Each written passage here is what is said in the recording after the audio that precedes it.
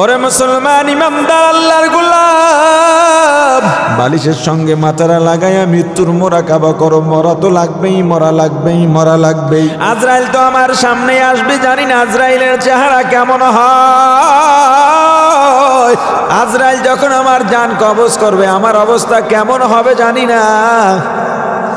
আমার জানটা যদি আজরাইল নিয়ে যায়, আমার মা বাবা ভাই বোন স্ত্রী সন্তান সবাই কান্নাকাটি করবে, কান্নাকাটি করবে ঠিক, কিন্তু কেউ 2 দিন আমাকে দুনিয়ার মধ্যে রাখার জন্য আবদারও করবে না। আহারে কান্নাকাটি করবে ঠিক, কিন্তু আমাকে কবরে পাঠাবার জন্য সবাই ব্যস্ত হয়ে যাবে।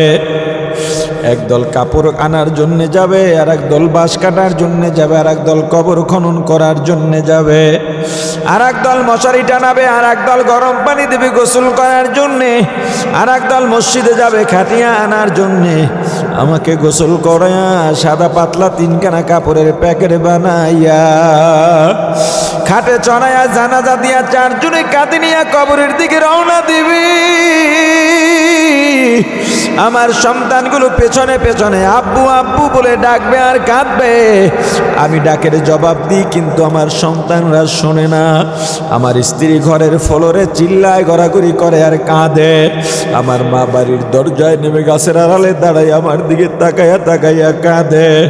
আহারে আমার মা বাবা, আমার ভাই বোন, আমার যত আত্মীয় স্বজন সবাই কাঁদে।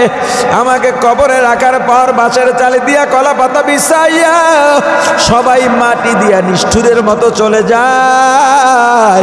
কোথায় আমার শিমুল তুলার বালিশ, কোথায় আমার ম্যাট্রেস, কোথায় জাজিম, কোথায় কম্বল, কোথায় আমার কোল বালিশ, কোথায় আমার দামি খাট। 10 লাখ 20 লাখ টাকা দিয়াও যারা খাট বানাও, কি মজা শোনো। ওই কবরে খাট পালং থাকবে না, শুধু মাটির গন্ধ। মনের মধ্যে মনটাকে ভয় ঢুকাও, এই কবর তো ভালো জায়গা না, কবর তো খারাপ জায়গা। এই কবর সাপ বিচ্ছুর ঘর, পোকামাকুড়ের ঘর, জাহান্নামের আগুনের গাড়া। আমার এখন আর কেউ নাই, কেউ নাই। ফেরেশতা আসবে, জবাব যদি না দিতে পারি কবর এমন জোরে চাপ মারবে, শরীরের একটা হাড্ডিও আমার জায়গায় থাকবে না, চূর্ণ বিচূর্ণ হয়ে যাবে।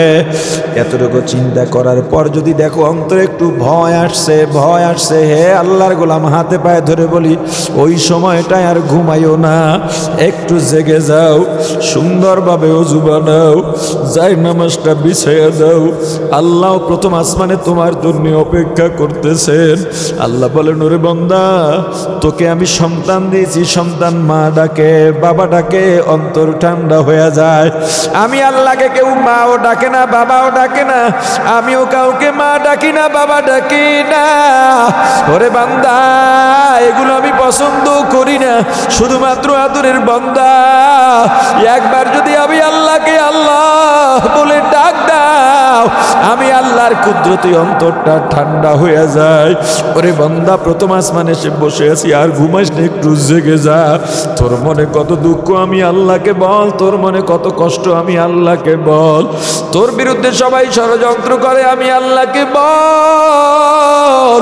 বান্দারে, তুমি নামাজে দাঁড়ায় যাও, তাকবীরে তাহরিমায় নামাজে যখন দাঁড়াইবা, নামাজের মধ্যে আল্লাহর দিদার। নামাজে বান্দা আল্লাহর এত কাছাকাছি হয়, আর কোনো মাধ্যম নাই এত কাছাকাছি যাওয়ার। নামাজে দাঁড়ায়া আল্লাহর দরবারে ফরিয়াদ শুরু করো, আল্লাহি রাব্বিল আলামিন আর রহমানির রহিম মালিকি ইয়াউমিদ্দিন ইয়্যাকা না'বুদু ওয়া ইয়্যাকা নাস্তাঈন ইহদিনাস সিরাতাল মুস্তাকিম। নামাজ আদায় করো 2 রাকাত কিংবা 4 রাকাত। নামাজ পড়ে সালাম ফিরায়া একটু জিকির করো, তেলাওয়াত করে 2টা হাত আল্লাহর দিকে বাড়াইয়া দাও। আল্লাহর কাছে বলো, আবার আল্লাহ, গুনাহ করতে করতে করতে করতে পাহাড় পরিমাণ গুনাহ করছি। আয় আল্লাহ, এই গুনাহ গুনাহ নিয়ে আপনার দরবারে হাত উঠাবার মতো মুখ নাই, লজ্জা পাই। গুনার জন্য অনুতপ্ত হয়ে আল্লাহর দরবারে কান্নাকাটিতে কোনো লজ্জা নাই। আল্লাহ, আমি যদি গুনাহগার হইয়াও থাকি তবুও তো আমি আপনার বান্দা, আপনি আমার মালিক। আল্লাহ, আমি যদি নাফরমান হইয়াও থাকি আমি আপনার বান্দা, আপনি আমার মাবুদ। আল্লাহ, আমি তো গুনাহ করার মালিক, ক্ষমা করার মালিক আপনি। ওরে আমার ছাত্র ভাই, হাত উঠে আল্লাহর দরবারের গভীর রাতে দোয়া করো। তোমার মা বাবা বাড়ি থেকে 100 মাইল, 200 মাইল, 500 মাইল দূর থেকে তোমাকে এখানে ইলম শেখার জন্য পাঠাইয়া, তুমি ডাল দিয়া হোক, তরকারি খারাপ হোক, তবুও তো খাইতেছ, বন্ধু বান্ধবের সঙ্গে চলতেছ, বিকালবেলা খেলাধুলা আনন্দ করতেছ, মার্কেটেও যাও, কিন্তু তুমি জানো না তোমাকে মাদ্রাসায় পাঠাইয়া তোমার মা ওই বাড়িতে ভালো খায় না, ঘুমায় না, দরজা খুলে গভীর রাতে তোমার পথের দিকে তাকাইয়া তাকাইয়া কাঁদেন। তোমার বাবা গভীর রাতে উঠে যায় নামাজ বিছাইয়া তোমার জন্য আল্লাহর দরবারে দোয়া করে বলেন, আমার আল্লাহ, আমার সন্তানকে আমার কাজে তালিমুল কোরআনের মধ্যে পাঠাইছি দিন শেখার জন্যে। আল্লাহ, কিচ্ছু চাই না, মারা যাওয়ার পর আমার সন্তান যেন জানাজা পড়াইতে পারে। ওরে বান্দা, হে আমার ছাত্র ভাই, তুমি এখানে আসছো, তোমার মা বাবা বড় স্বপ্ন নিয়ে তোমাকে পাঠাইছেন। এই মাদ্রাসার শুধু লেখাপড়ায় না, আমল আদবের 1 নাম্বার ছাত্র হইয়া বের হও। তোমার মা বাবা যেন তোমাকে নিয়ে গর্ব করতে পারে। তুমি এলাকায় গেলে মানুষ যেন বলে না, অমুকের সন্তান মানুষের মতো মানুষ হইছে। মা বাবার ঋণ কোনোদিন শোধ করতে পারবা না। 5 ওয়াক্ত নামাজের পরে, দর্শের পরে, হাদিসের দর্শের পরে গভীর রাতে মা বাবার জন্য দোয়া করো, জাতির জন্য দোয়া করো, নিজের কলবের জন্য দোয়া করো, গুনার জন্য অনুতপ্ত হও। মনের মধ্যে নিয়ত রাখো, আমি আবু বকরের মতো ভালো মানুষ হতে চাই, আমি হযরত ওমরের মতো ভালো মানুষ হতে চাই, আলী উসমানের মতো ভালো মানুষ হতে চাই, আমি কাসেম নানুতুবি আশরাফ আলী থানভী ইমাম আজমের মতো ভালো মানুষ হতে চাই। আমি হাফেজ হইলাম, আলেম হইলাম, কিন্তু আদব শিখলাম না, ইতাআত শিখলাম না, আমি আমল শিখলাম না, নম্রতা ভদ্রতা শিখলাম না, আমার মাঝে বিনয় নাই, সাধারণ মানুষের মাঝে আমার মাঝে পার্থক্য করা গেল না। এত কষ্ট করেই খারাপ খানা দানাকে কি লাভ এলেম শিখে আল্লাহর গোলাম। ওরে আমার পর্দালের মা বোনেরা, মাইকের আওয়াজ যতদূর যায়, ও মা, তুমিও রাত্রে জাগো, একটু আল্লাহর দরবারে তোমার কলবের জন্য দোয়া করো, এবং যত ধরনের গুনাহ আছে গুনাহ থেকে ফিরে থাকো, নিজেকে আল্লাহর দরবারে পরিচ্ছন্ন কলব নিয়ে পরিবেশন করো। আল্লাহ আমাদের সকলকে কলব শুদ্ধ করার তৌফিক দেয়া দেন, বলেন আমিন। পাগল মন আমার তুমি কারলা গিয়া করলা রে বাড়ি ঘর, পাগল মন আমার তুমি কারলা গিয়া করলা রে সুখের ঘর, উপর তলায় বাতি জ্বলে, উপর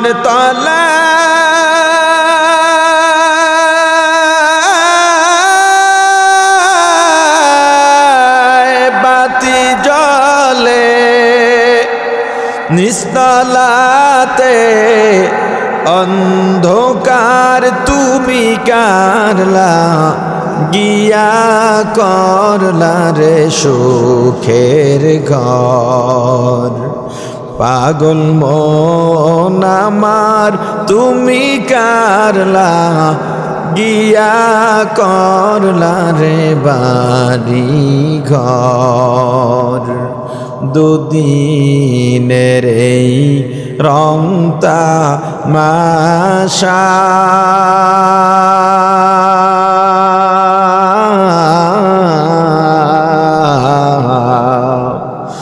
আরো যত স্বপ্ন আশা,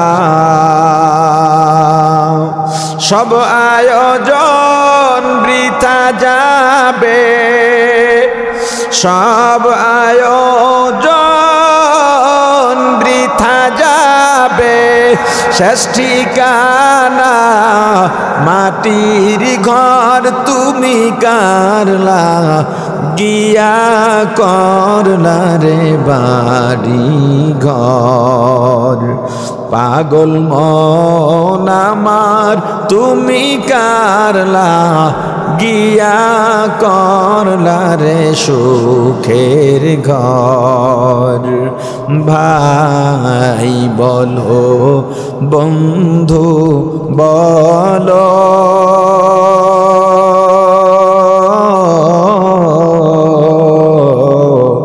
নয়তো কেওয়া পন তোমার। দু চারটা দিন কে দেখে হো, দু চারটা দিন কে দেখে হো, রাখবে না যে খোঁজ খবর তুমি কারলা গিয়া করলা রে সুখের ঘর। পাগল মন আমার তুমি কারলা গিয়া করলা রে সুখের ঘর। ওরে মুসলমান ইমানদার, কিয়ামতের ময়দানে দুনিয়ায় জানিয়া এত বাহাদুরি করি কোনো কাজে লাগবে না, কোনো উপকারে আসবে না। কি উপকারে আসবে জানো? আল্লাহ বলেন ইল্লা মান আতাল্লাহ, যেই বান্দা আমি আল্লাহর কাছে আসবে কি নিয়া? বিকলবিন সালিম, একটা শুদ্ধ কলব নিয়া, পরিচ্ছন্ন কলব নিয়া, পরিশুদ্ধ কলব নিয়া, যেই কলবের মধ্যে কোনো গুনাহ নাই। ওরে মুসলমান ইমানদার, গুনাহ করতে করতে করতে করতে পাহাড় পরিমাণ গুনাহ করলাম। নিজেকে সবসময় দুনিয়ার সব থেকে বড় গুনাহগার যদি মনে করতে পারো, নিজেকে মৃত্যুর উপরে নাজাত পাওয়ার আগ পর্যন্ত কুকুর থেকে ভালো মনে করা ঠিক না। আমার কলবে গুনাহ করতে করতে পিছনের দিকে তাকাইলে, চক্ষু বন্ধ করলে নিজের গুনার খবর তো নিজে জানি, নিজে দেখতে পাই। দুনিয়ার মানুষ যত সম্মান করুক না কেন, আমার গুনার জন্য আমার ভিতরে অনুতপ্ততা থাকা লাগবে। যখন তোমার মাঝে নিজেকে ছোট হওয়ার মানসিকতা তোমার মাঝে তৈরি হবে, আমি সবচেয়ে ছোট, আমি সবচেয়ে দুর্বল, আমার অহংকার আমি দমায় রাখব। আমি যখন আমাকে সবচেয়ে বড় গুনাহগার মনে করতে পারবো, আমি যখন আল্লাহর সবচেয়ে বড় নাফরমান মনে করতে পারবো, আমি যখন মৃত্যুকে বারবার স্মরণ করতে পারবো, মৃত্যুকে স্মরণ করলেই যদি আমার মধ্যে ভয় ঢুকে যায়, কবরের কথা চিন্তালেই যদি ভয় ঢুকে যায়, এমন একটা অবস্থা যদি তৈরি করা যায়, তখন নামাজে দাঁড়াইলেও নামাজে মজা আর মজা, ইবাদতে মজা এসে যাবে, জিকিরের মধ্যেও মজা, রোজার মধ্যেও মজা, তেলাওয়াতের মধ্যেও মজা, আল্লাহর নাম শুনলেই মজা। ওরে মুসলমান ইমানদার, আল্লাহর গোলাম, আল্লাহর সঙ্গে সম্পর্ক করার জন্য কলবটা পরিচ্ছন্ন করা লাগবে, গুনাহ থেকে কলবকে মুক্ত করা লাগবে। কারণ এই কলব পরিচ্ছন্ন করা ছাড়া পরকালে কোনো উপায় থাকবে না, কিয়ামতের ময়দানে কোনো উপায় থাকবে না। হযরত আবু হুরায়রার বর্ণনা এটি। এর থেকে আমরা কি বুঝলাম বা এটার থেকে শিক্ষাটা কি? মূলত দুনিয়ার কোনো মানুষ, সে হোক বাবা, সন্তান, মা, স্ত্রী, ভাই, বন্ধু, পীর, কেউ কাউকে সুপারিশ করতে পারবে না, কেউ কাউকে জান্নাতে নিয়ে যেতে পারবে না। তবে উম্মতে মুহাম্মাদীর কোরআনের হাফেজ যারা, তাদের ব্যাপারে আল্লাহ রাসূল বলেছেন এমন 10 জন ব্যক্তিকে সুপারিশ করে জান্নাতে নিয়ে যেতে পারবে, যেই 10 জন ব্যক্তির উপর জাহান্নাম ওয়াজিব হয়ে গিয়েছিল। আর একজন মানুষের কাছে হাতে সুপারিশের ক্ষমতা থাকবে, তিনি হলেন সাইয়্যিদুল মুরসালিন, ইমামুল মুরসালিন, খাতামুন নবীন, শাফিউল মুজনিবিন, উম্মতের কান্ডারি, মানবতার মুক্তির দূত সাইয়্যিদুনা মুহাম্মাদুর রাসূলুল্লাহ সাল্লাল্লাহু আলাইহি ওয়াসাল্লাম। কিন্তু আপনি আমি কে? আমি যদি মনে করি আমার নেতা আমাকে পরকালে পার করে দেবে,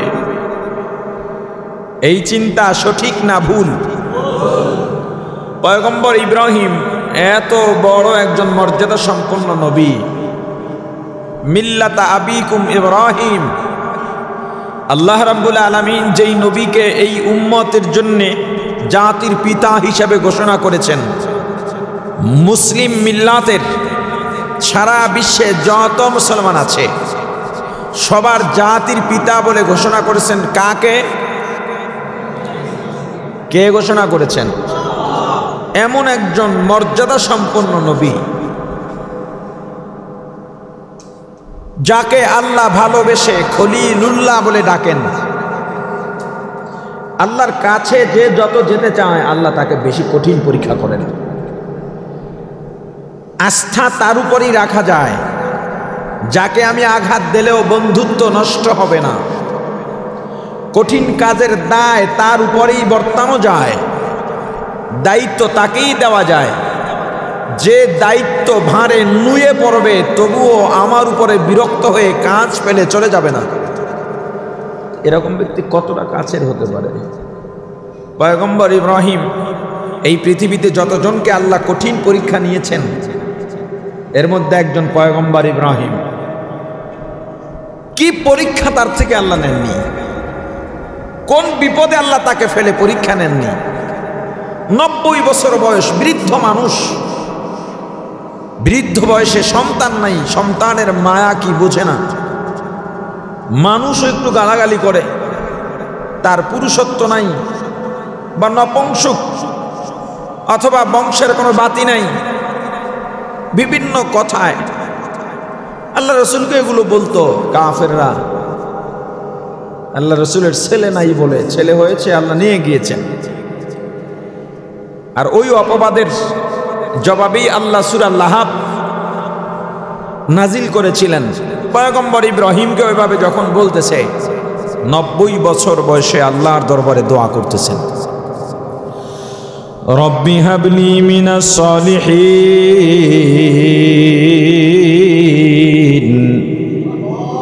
আল্লাহ নেক সন্তান দান করেন।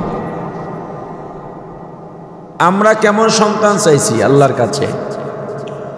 মাদ্রাসার ছাত্র এখানে আপনারা বেশি, কেমন সন্তান চাইবেন? যারা মাদ্রাসার ছাত্র না বা যাদের সন্তানগুলো মাইকের আওয়াজ যতদূর যায় শোনেন, আপনি কেমন সন্তান চেয়েছিলেন? আপনার সন্তান চুরি করে কেন? ডাকাতি করে কেন? মানুষকে ঠকায় কেন? মুরব্বীদের সঙ্গে বেয়াদবি করে কেন? কারণ গোড়ায় গলত। কোথায় গলত? যখন বিয়ে করেছে তখন গলত করেছে, কাবিন নামায় গলত করেছে, বাসর ঘরে গলত করেছে, সন্তান গর্ভে আসছে তখন গলত, সন্তান ভূমিষ্ঠর সময় গলত, দুনিয়াতে আসছে তখন গলত, লেখাপড়ার ক্ষেত্রে গলত। গলত বুঝেন না? আপনাদের জিজ্ঞেস করছি, ভুল সব জায়গায় ভুল। কিভাবে? যারা বিয়ে করো নাই তোমাদের লেগে এই ওয়াজটা খুব বেশি জরুরি। বিয়ে করবে কাকে? কেমন পাত্রী তুমি নির্বাচন করবে? এটা বুঝাতে গিয়ে আমি একটা ঘটনা বলি। আমিরুল মুমিনিন খলিফাতুল মুসলিমিন হযরত ওমর রাদিয়াল্লাহু তাআলা আনহু অর্ধেক পৃথিবীর প্রেসিডেন্ট ছিলেন। অর্ধেক পৃথিবী কতটুকু হবে? আমাদের নারায়ণগঞ্জের মতো, তাহলে বাংলাদেশের মতো পৃথিবী, পুরা বিশ্ব এর অর্ধেক শাসন করেছেন হযরত ওমর রাদিয়াল্লাহু তাআলা। ইসলামের দ্বিতীয় খলিফা। আমার রাসূল বলেছেন আমার পরে কোনো নবী হলে ওমর নবী হতো। ইবলিস যদি সংবাদ পায় ওমর এই রাস্তা দিয়ে আসতে বলে তাড়াতাড়ি পথ বদলায়, এই রাস্তায় যাওয়া যাবে না। ওমর এমন একজন মুজাহিদ, ইসলাম গ্রহণ করার পরে আল্লাহ রাসূলকে বলেন হুজুর যেই ধর্মে ওমর ঢুকেছে ওই ধর্মের দাওয়াত আর গোপনে হবে না, প্রকাশ্যে আজান হবে। হযরত ওমর দুনিয়াতেই জান্নাতের সুসংবাদ পেয়েছেন। তিনি একদিন এশার নামাজের পরে বসে বসে ভাবতেছেন, আমি আমিরুল মুমিনিন, আমি প্রেসিডেন্ট, আমি যত বড় পদের অধিকারী হই না কেন আমি তো মানুষ, ভুল আমারও হতে পারে, কিন্তু আমার যদি ভুল হয় আমাকে শুধরাবে কে? সাধারণ প্রজারা আমার কাছে আমার ভুলের কথা বলতে সাহস করবে না, এটাই স্বাভাবিক। আমার অজানায় যদি ভুল হয় আমি সংশোধিত হব কেমনে? সিদ্ধান্ত নিলেন বাড়ির পাশে পাশে যাবেন রাতের অন্ধকারে। যদি কেউ সমালোচনা করে ওই সমালোচনা শুনে যদি দেখেন এই ভুল আমার মাঝে আছে তাহলে নিজে নিজে সংশোধিত হয়ে যাবেন। কত বড় মানুষ, কি চিন্তা করতে পারেন? আমাদের দেশের মেম্বার, চেয়ারম্যান, কমিশনার, পৌর মেয়র, এমপি, এদের ভুল হলে আপনি বলে দেখছেন? হাত পা ভেঙে ঘরে ঢুকিয়ে রাখবে। আপনার ভুল এক মুমিন আর এক মুমিনের আয়না কেন বলে? আমি যখন আয়নায় মুখ দেখি আমার চেহারায় কোনো দাগ থাকলে, ময়লা থাকলে আমি সেটা সরিয়ে ফেলি। এজন্য আয়না বলা হয়েছে। আমি আপনার অন্যায় দেখলে আমি বললে আপনি সেটা সংশোধন করে নেবেন। আমার মধ্যে ভুল থাকলে আপনি দেখবেন, সেটা আমাকে বলে দেবেন। যদি আপনি ভুল সংশোধন না করেন, আপনাকে বললে যদি আপনি উল্টা রিয়েক্ট করেন, তাহলে এই জাতি সংশোধন হবে কিভাবে, বিশুদ্ধ হবে কিভাবে? আপনি ছাত্র, আপনার গড়ার সময় আপনাকে শাসন করলে যদি মাদ্রাসা থেকে বের হয়ে যান, আপনি শিখবেন কিভাবে? আপনারা লেখাপড়া করেন, দেখেন না সব ছাত্র কি টেকে? এই বছরের শুরুতে ভর্তি ফরম 100 নিয়েছে অমুক জামাত, ক্লাসে দেখা গেল 90 জন, পরের সপ্তাহে আরো 10 জন বিয়োগ হয়েছে, পরের সপ্তাহে ক্লাস আসো না কেন, দাঁড়াও, কান ধরো। এর খুব আত্মমর্যাদায় লেগে গেছে, এই মাদ্রাসাতে নামছে। আর একজন 2 দিন আহে নাই, খানা বন্ধ, এই মাদ্রাসাতে নামছে। আর একদিন একজনের মোবাইল পাওয়া গেছে, তোমার খানা বন্ধ না হয় মাদ্রাসার থেকে বের হয়ে যাও। সামনে তোমাকে সতর্ক করে দেওয়া হলো, মোবাইল আটকানো হলো, তার মা বাবাকে খবর দিয়ে দেওয়া হলো। 2 দিন পরে সেও ক্লাসে নাই, কারণ ও শাসন সহ্য করতে পারে নাই। যে শাসন সহ্য করতে না পারে, যে ভুল সংশোধনের ইত্তেলাকে নিজের ভিতরে মানিয়ে নিতে না পারে, তারা কোনোদিন ভালো মানুষের কাতারে আসতে পারে না। এজন্যই এই সময় ছাত্ররা মানুষ হয় কম। হুজুর বলতে পারবেন, আমাদের লেখাপড়ার সময় নিশ্চয়ই হুজুর আরো জোয়ান ছিলেন। আমাদের এমনি হাত বেঁধেও পিটানো হয়েছে, যদিও পিটানের পক্ষে আমিও না, যদিও এই কাজটা নিষ্ঠুর, ছাত্রদেরকে মারা বা পিটানো। কিন্তু লক্ষ্য করে দেখেন, ওই পিটানোর যুগের ছাত্ররাই এখন যতটা লাইনে আছে, বাকিগুলো লাইনে নেই। এই যে ছাত্ররা এখন হাতে ঘড়ি দেয় শিক্ষকের সামনে, এটা ইসলামী মাহফিল বলছে না? ইসলামী মাহফিলের আর একটা রূপ হলো আত্মসমালোচনামূলক আলোচনার মজলিস, যাতে নিজেকে সংশোধন করা যায়। শিক্ষকের সামনে, ওস্তাদের সামনে ঘড়ি, এটা জীবনে কল্পনাও করি নাই। ছাত্র সময়ে এম্বোটারি করা জামা, ওরে বাপ রে বাপ, সম্ভবই না। খানা পাইছি 2 বেলা, সকাল 8টায় এক বাটি মাপা খানা, আর শুধু ডাউল, পাতলা ডাউল। ছাত্ররা একটু অলস হয় পানি আনার ক্ষেত্রে, মশারি টানানোর ক্ষেত্রে, ঠিক না? এখন তো আপনারা পানি ঘরে বসে পান, আমরা তো পানি পাই নাই। পানি আনতো তো টিউবওয়েল থেকে, তো একজনের পানি আরেকজনে খাইয়া লাইতো, কে আনবো? যখন দেখা যাইতো পানি নেই, ডাউল দিয়ে হাত ধুইতা, বুঝেন? আমরা যখন পড়ি, আমি ফারেক হয়েছি, এখন আমি 5-6 ফারেক হয়েছি। কত বছর হলো? 15-16 বছর হয়ে গেছে। যখন মিজান মাহফিমির পড়ি, তখন আরও অনেক আগে, ওই সময় মুষ্টি চাউল উঠানো হতো গ্রামে গ্রামে। ওই এক বাড়ির এক চাউল পোকা হয়ে যেত, ডাউল দিলে ভাতের মধ্যে পোকাগুলো ভেসে উঠতো, ওগুলো সরায় সরায় ভাত খাইতাম। সকালে যেটা দিত সকালে শেষ, দুপুরের সময় পানি 1 জগ খাইয়া শীত হয়ে থাকতাম, কিচ্ছু করার নাই। এরপর আবার খানা দিত আসরের পর, যেই খিদা, আসরের পর কে খালি পেটে থাকে, আসরের পরে দিত সব খাইয়া লাইতাম, রাত্রে আবার ক্ষুধা। এইভাবে চলছে। এর উপর হুজুরদের শাসন, কড়া নজর। সন্ধ্যার পরে লুঙ্গি বাইরে কেন? এটা বড় একটা অন্যায় না, কিন্তু মাদ্রাসার তরতিব, মাদ্রাসার নিয়ম কানুন, এটা বাইরে থাকবে কেন? তোমাকে সচেতনতা বাড়াবার জন্যে বাইরে কেন? এই মাথার থেকে এই মাথা বেতের বাড়ি লাল হয়ে যেত, আর কোনোদিন বাইরে রাখতাম না। আমাকে যে বাড়িটা যখন দিয়েছে তখন হুজুরকে খুন করতে মনে চাইতো, কিন্তু পারতাম না। আজকে বুঝি ওই একটা বেতের বাড়ি আমার জন্য কতটা সচেতনতা বাড়িয়েছে। একদিনের খানা বন্ধ করা আমাকে কতটা সচেতনতা বাড়িয়েছে। তোমাকে যদি আমি ভুল সংশোধন করে দিই, তুমি যদি নাই মানতে পারো, মানার মাদ্দা না থাকে, তুমি কোনোদিন মানুষ হতে পারবে না। এই জিনিসটা মাথায় রাখবে সবসময়। হযরত ওমর বাড়ির পাশ দিয়ে যাচ্ছেন আর দাঁড়াচ্ছেন, মানুষ কি আলোচনা করে শোনে। এখন আপনি একটা সুয়ালে মুকাদ্দার আসতেই পারে, মানুষের বাড়ি যখন কথা বলে তখন তো বাড়িতে আড়ি পাতা জায়েজ নাই। 3 জন লোক 4 জন লোক বসে কথা বলতেছে, সেখানে আড়ি পাতা জায়েজ নাই। আপনারা কথা বলতেছেন, এখানে অন্য লোক ঢোকা নিষেধ, আপনি একজনের পাঠাই দিলেন রেকর্ডার রেখে আসো, মোবাইলটা পকেটে ঢুকাই দিলেন, যা বলবে ভিডিও করে নিয়ে এসো, রেকর্ড করে নিয়ে এসো, জায়েজ আছে? কথা বলে না? আপনি আমার সঙ্গে মোবাইলে কথা বলেন, সেই কথাটা আমার অনুমতি ছাড়া রেকর্ড করা জায়েজ নাই, প্রকাশ করা তো পরের কথা।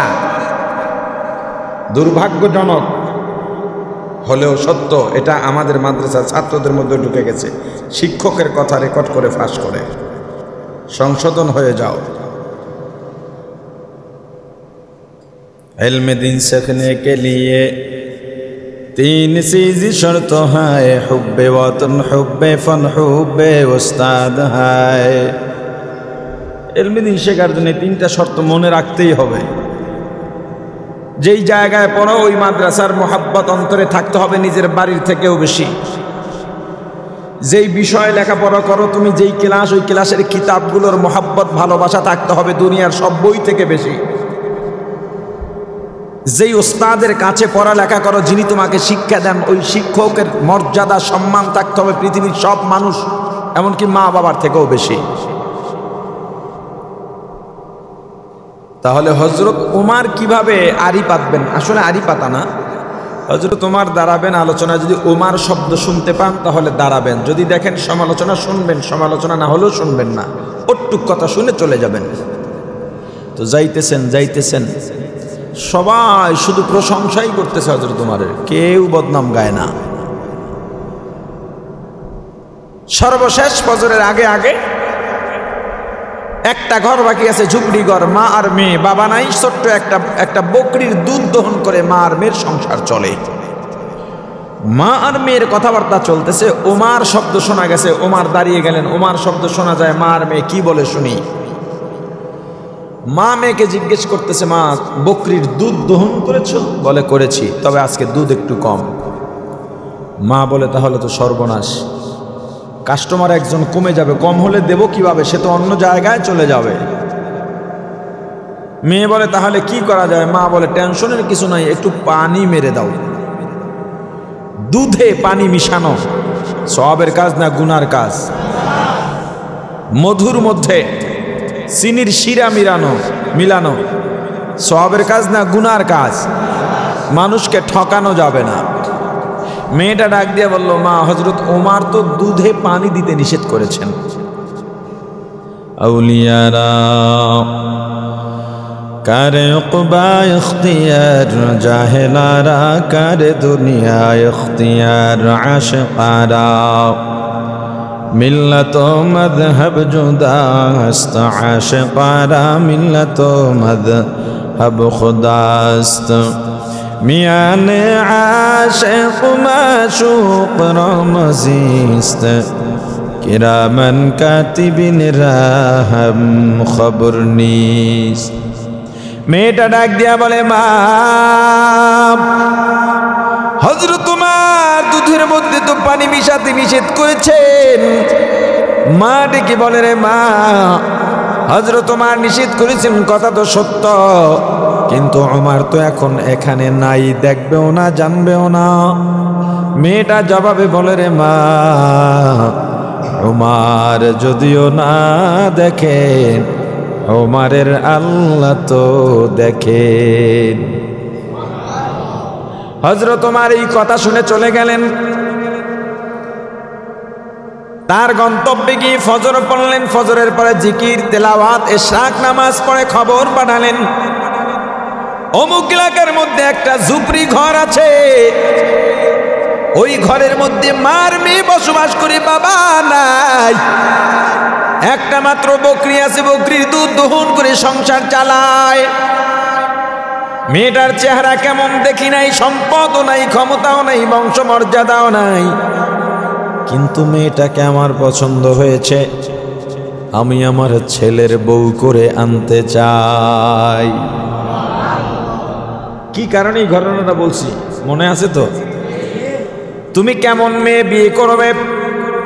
হযরত উমর অর্ধেক পৃথিবীর প্রেসিডেন্ট, কিসের আমেরিকা, কিসের ইউরোপ, কিসের ইসরায়েল, কিসের বাংলাদেশ, ভারত, পাকিস্তান, এই পৃথিবীটা বিশ্বটাকে অর্ধেক করলে অর্ধেকের শাসন করেছেন হযরত উমর। এত বড় উঁচু মর্যাদার মানুষ এমন একটা মেয়ের ব্যাপারে প্রস্তাব পাঠাইলেন, যেই মেয়েটাকে দেখেন নাই, লুলা, কানা, খোরা না সুন্দরী,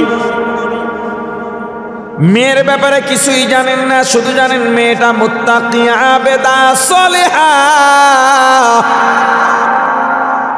যেই মেয়েটা অন্ধকারেও আল্লাহকে ভয় পায়। এই যে আমাকে দেখেন, আমি কে? আমাকে যেটা দেখেন এটা আমি না, আপনাকে আমি যেটা দেখি সেটা আপনিও নন। তাহলে আমি কে বা আপনি কে?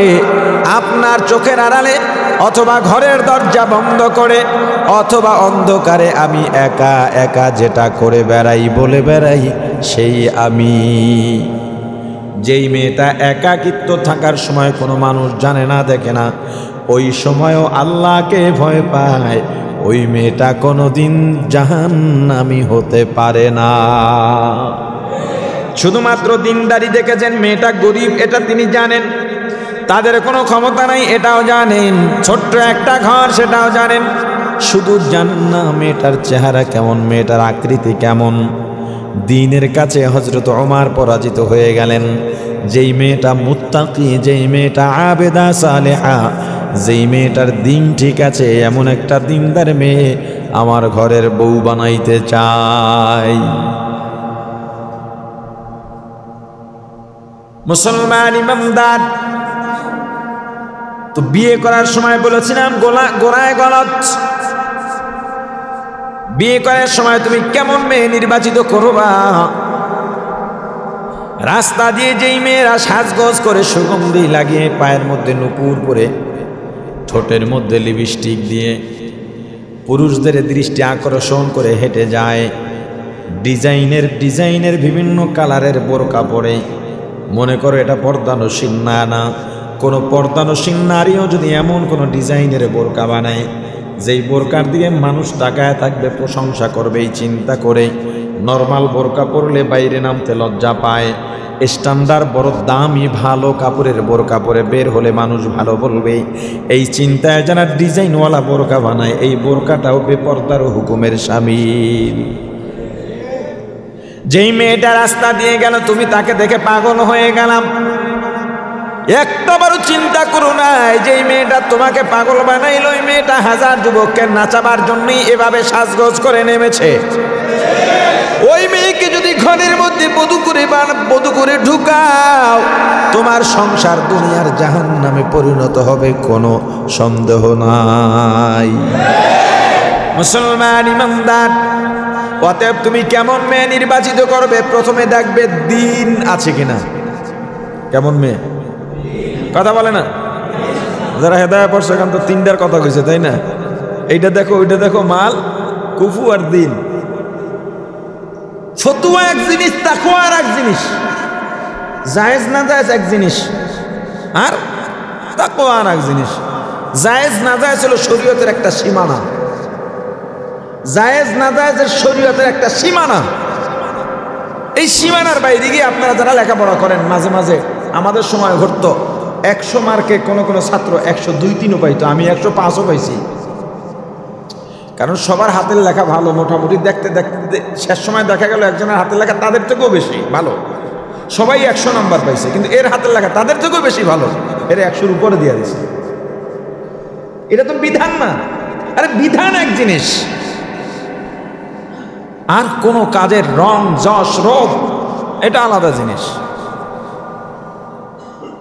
এক নম্বরে দেখবা দিন আছে কিনা, খাঁটি পর্দা আছে কিনা, খাস পর্দা। খাস পর্দা বলতে কি বোঝায়?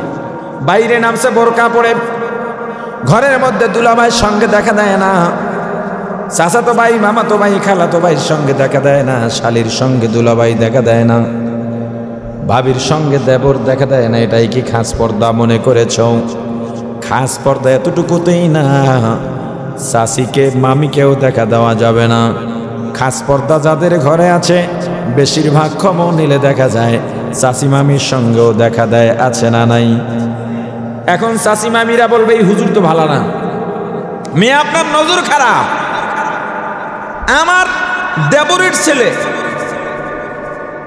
আমার ভাসুরের ছেলে আমার সন্তানের মতো লালন পালন করেছি, আমার কোলে কত প্রসাব পায়খানা করেছে, আমার সন্তান থেকে আলাদা কোনোদিন দেখি নাই। ও কি আমার দিকে খারাপ নজরে তাকাবে? আমি কি ওর দিকে খারাপ নজরে তাকাবো?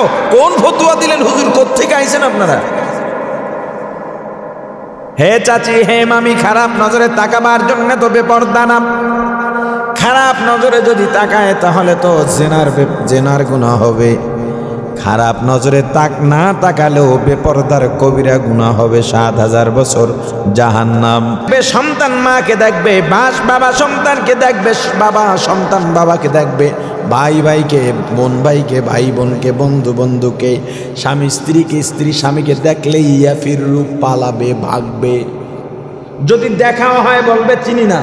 সন্তানকে মা বলবে তুই সন্তান না, বলবে আমার বাবাও ছিল, বলে আমার বিয়াই হয় নাই। পাগল মন আমার তুমি কারলা গিয়া করলা রে বাড়ি ঘর। পাগল মন আমার তুমি কারলা গিয়া করলা রে সুখের ঘর। উপর তলায় বাতি জ্বলে, উপর তলায়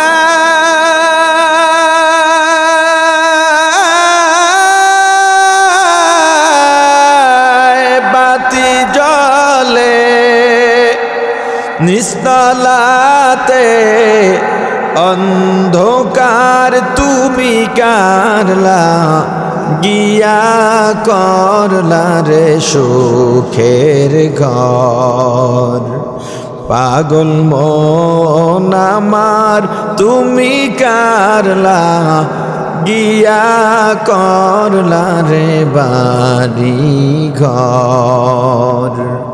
দুদিনের এই রংতা মাশা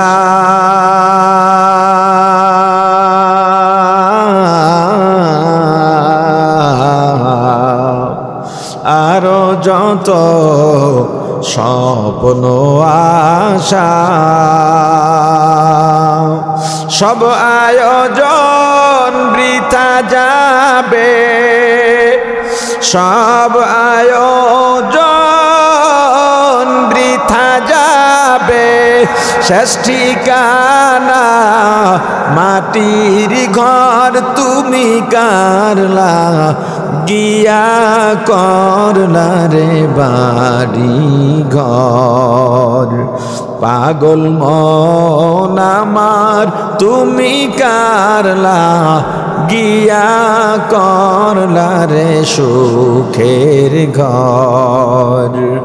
ভাই বলো বন্ধু বলো,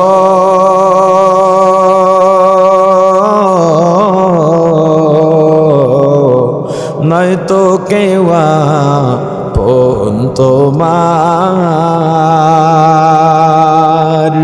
দু চারটা দিন কে দেখে হো, দু চারটা দিন কে দেখে হো, রাখবে না যে খোঁজ খবর তুমি কারলা গিয়া করলা রে সুখের ঘর। পাগল মন আমার তুমি কারলা গিয়া করলা রে সুখের ঘর। ওরে মুসলমান ইমানদার, কিয়ামতের ময়দানে দুনিয়ায় জানিয়া এত বাহাদুরি করি কোনো কাজে লাগবে না, কোনো উপকারে আসবে না। কি উপকারে আসবে জানো? আল্লাহ বলেন ইল্লা মান আতাল্লাহ, যেই বান্দা আমি আল্লাহর কাছে আসবে কি নিয়া? বিকলবিন সালিম, একটা শুদ্ধ কলব নিয়া, পরিচ্ছন্ন কলব নিয়া, পরিশুদ্ধ কলব নিয়া, যেই কলবের মধ্যে কোনো গুনাহ নাই। ওরে মুসলমান ইমানদার, গুনাহ করতে করতে করতে করতে পাহাড় পরিমাণ গুনাহ করলাম, নিজেকে সবসময় দুনিয়ার সব থেকে বড় গুনাহগার যদি মনে করতে পারো, নিজেকে মৃত্যুর উপরে নাজাত পাওয়ার আগ পর্যন্ত কুকুর থেকে ভালো মনে করা ঠিক না। আমার কলবে গুনাহ করতে করতে পিছনের দিকে তাকাইলে, চক্ষু বন্ধ করলে নিজের গুনার খবর তো নিজে জানি, নিজে দেখতে পাই। দুনিয়ার মানুষ যত সম্মান করুক না কেন, আমার গুনার জন্য আমার ভিতরে অনুতপ্ততা থাকা লাগবে। যখন তোমার মাঝে নিজেকে ছোট হওয়ার মানসিকতা তোমার মাঝে তৈরি হবে, আমি সবচেয়ে ছোট, আমি সবচেয়ে দুর্বল, আমার অহংকার আমি দমায় রাখব। আমি যখন আমাকে সবচেয়ে বড় গুনাহগার মনে করতে পারবো, আমি যখন আল্লাহর সবচেয়ে বড় নাফরমান মনে করতে পারবো, আমি যখন মৃত্যুকে বারবার স্মরণ করতে পারবো, মৃত্যুকে স্মরণ করলেই যদি আমার মধ্যে ভয় ঢুকে যায়, কবরের কথা চিন্তালেই যদি ভয় ঢুকে যায়, এমন একটা অবস্থা যদি তৈরি করা যায়, তখন নামাজে দাঁড়াইলেও নামাজে মজা আর মজা, ইবাদতে মজা এসে যাবে, জিকিরের মধ্যেও মজা, রোজার মধ্যেও মজা, তেলাওয়াতের মধ্যেও মজা, আল্লাহর নাম শুনলেই মজা। ওরে মুসলমান ইমানদার আল্লাহর গোলাম, আল্লাহর সঙ্গে সম্পর্ক করার জন্য কলবটা পরিচ্ছন্ন করা লাগবে, গুনাহ থেকে কলবকে মুক্ত করা লাগবে। কারণ এই কলব পরিচ্ছন্ন করা ছাড়া পরকালে কোনো উপায় থাকবে না, কিয়ামতের ময়দানে কোনো উপায় থাকবে না। সবসময় মনের মধ্যে চিন্তা আর মৃত্যুর মোরাকাবা বেশি বেশি করা লাগবে, সবসময় মৃত্যুর মোরাকাবা। হে আমার ছাত্র ভাইয়েরা, রাত্রে যখন বালিশের সঙ্গে মাথাটা লাগাইবা, সব ঘুমিয়ে গেল, বাতিও সব বন্ধ, পশু পাখিও নীরব, এলাকার মানুষের মাঝে কোনো আওয়াজ নাই, কোনো শব্দ নাই। বালিশের সঙ্গে মাথাটা লাগাইয়া মৃত্যুর মোরাকাবা করো। মরা তো লাগবেই, মরা লাগবেই, মরা লাগবেই। আজরাইল তো আমার সামনে আসবে, জানি না আজরাইলের চেহারা কেমন হয়। আজরাইল যখন আমার জান কবজ করবে, আমার অবস্থা কেমন হবে জানি না। আমার জানটা যদি আজরাইল নিয়ে যায়, আমার মা বাবা, ভাই বোন, স্ত্রী, সন্তান সবাই কান্নাকাটি করবে, কান্নাকাটি করবে ঠিক, কিন্তু কেউ 2 দিন আমাকে দুনিয়ার মধ্যে রাখার জন্য আবদারও করবে না। আহারে, কান্নাকাটি করবে ঠিক, কিন্তু আমাকে কবরে পাঠাবার জন্য সবাই ব্যস্ত হয়ে যাবে। একদল কাপড় আনার জন্য যাবে, আর একদল বাঁশ কাটার জন্য যাবে, আর একদল কবর খনন করার জন্য যাবে, আর একদল মশারি টানাবে, আর একদল গরম পানি দেবে গোসল করার জন্যে, আর একদল মসজিদে যাবে খাটিয়া আনার জন্যে। আমাকে গোসল করাইয়া সাদা পাতলা 3খানা কাপড়ের প্যাকেট বানাইয়া খাটে চড়াইয়া জানাজা দিয়া 4 জনে কাঁধে নিয়ে কবরের দিকে রওনা দিবি। আমার সন্তানগুলো পেছনে পেছনে আব্বু আব্বু বলে ডাকবে আর কাঁদবে। আমি ডাকের জবাব দিই, কিন্তু আমার সন্তানরা শোনে না। আমার স্ত্রী ঘরের ফ্লোরে চিল্লায়, গড়াগড়ি করে আর কাঁদে। আমার মা বাড়ির দরজায় নেমে গাছের আড়ালে দাঁড়ায় আমার দিকে তাকাইয়া তাকাইয়া কাঁদে।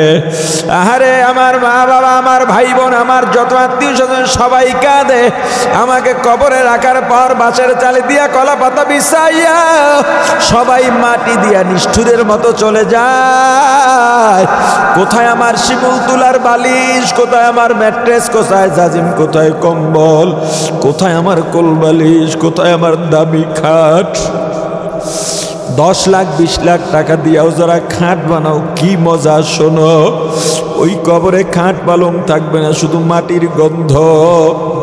মনের মধ্যে মনটাকে ভয় ঢুকাও, এই কবর তো ভালো জায়গা না, কবর তো খারাপ জায়গা। এই কবর সাপ বিচ্ছুর ঘর, পোকামাকুড়ের ঘর, জাহান্নামের আগুনের গাড়া। আমার এখন আর কেউ নাই, কেউ নাই। ফেরেশতা আসবে, জবাব যদি না দিতে পারি, কবর এমন জোরে চাপ মারবে, শরীরের একটা হাড্ডিও আমার জায়গায় থাকবে না, চূর্ণ বিচূর্ণ হয়ে যাবে। এতটুকু চিন্তা করার পর যদি দেখো অন্তরে একটু ভয় আসছে, ভয় আসছে, হে আল্লাহর গোলাম, হাতে পায়ে ধরে বলি, ওই সময়টায় আর ঘুমাইও না, একটু জেগে যাও, সুন্দরভাবে ওযু বানাও, যাই নামাজটা বিছাইয়া দাও। আল্লাহ প্রথম আসমানে তোমার জন্য অপেক্ষা করতেছেন। আল্লাহ বলেন, বলেন, ওরে বান্দা, তোকে আমি সন্তান দিয়েছি, সন্তান মা ডাকে বাবা ডাকে অন্তর ঠান্ডা হয়ে যায়। আমি আল্লাহকে কেউ মাও ডাকে না, বাবাও ডাকে না, আমিও কাউকে মা ডাকি না, বাবা ডাকি না। ওরে বান্দা, এগুলো আমি পছন্দ করি না, শুধুমাত্র আদরের বান্দা একবার যদি আমি আল্লাহকে আল্লাহ বলে ডাক দাও, আমি আল্লাহর কুদরতি অন্তরটা ঠান্ডা হয়ে যায়। ওরে বান্দা, প্রথম আসমানে এসে বসে আছি, আর ঘুমাইস না, একটু জেগে যা। তোর মনে কত দুঃখ আমি আল্লাহকে বল, তোর মনে কত কষ্ট আমি আল্লাহকে বল। তোর বিরুদ্ধে সবাই ষড়যন্ত্র করে, আমি আল্লাহকে বল। বান্দারে, তুমি নামাজে দাঁড়ায় যাও, তাকবীরে তাহরিমায় নামাজে যখন দাঁড়াইবা, নামাজের মধ্যে আল্লাহর দিদার। নামাজি বান্দা আল্লাহর এত কাছাকাছি হয়, আর কোনো মাধ্যম নাই এত কাছাকাছি যাওয়ার। নামাজে দাঁড়ায়া আল্লাহর দরবারে ফরিয়াদ শুরু করো, লাহি রাব্বিল আলামিন আর রহমানির রহিম মালিকি ইয়াউমিদ্দিন ইয়্যাকা না'বুদু ওয়া ইয়্যাকা নাস্তাঈন ইহদিনাস সিরাতাল মুস্তাকিম। নামাজ আদায় করো 2 রাকাত কিংবা 4 রাকাত। নামাজ পড়ে সালাম ফিরায়া একটু জিকির করো, তেলাওয়াত করে 2টা হাত আল্লাহর দিকে বাড়াইয়া দাও। আল্লাহর কাছে বলো, আবার আল্লাহ, গুনাহ করতে করতে করতে করতে পাহাড় পরিমাণ গুনাহ করছি। আয় আল্লাহ, এই গুনাহ নিয়ে আপনার দরবারে হাত উঠাবার মতো মুখ নাই, লজ্জা পাই। গুনার জন্য অনুতপ্ত হয়ে আল্লাহর দরবারে কান্নাকাটিতে কোনো লজ্জা নাই। আল্লাহ, আমি যদি গুনাহগার হইয়াও থাকি, তবুও তো আমি আপনার বান্দা, আপনি আমার মালিক।